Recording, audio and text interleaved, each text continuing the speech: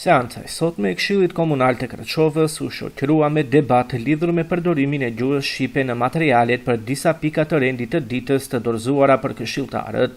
Këshilltari i AKI-s, Shefki Meti, reagoi duke theksuar se për disa pika materialet nuk ishin dorëzuar këshilltarëve dhe në gjuhën shqipe. Kjo nxiti debat mes tij dhe përfaqësueses së komunës së Kërçovës, Aneta Anasteska, e cila deklaroi se dokumentet ishin përkthyer edhe në gjuhën shqipe.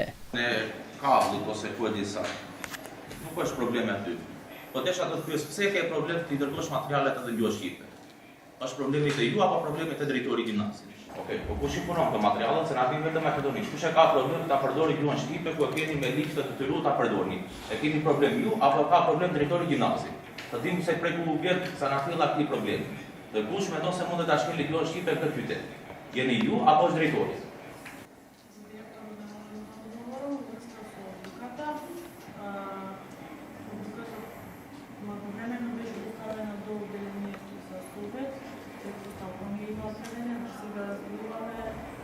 Генералните информации за да ви отговорам на решението. Мојата одлука, јас што сум ја работела на македонски, затоа што е мојот мајчин јазик.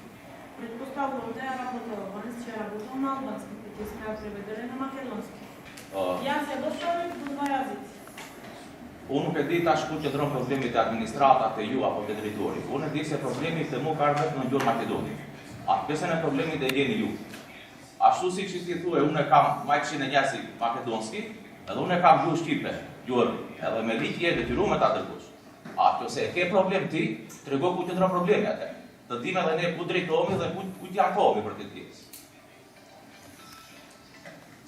Јас немам проблем со албански. Preveti vi tu.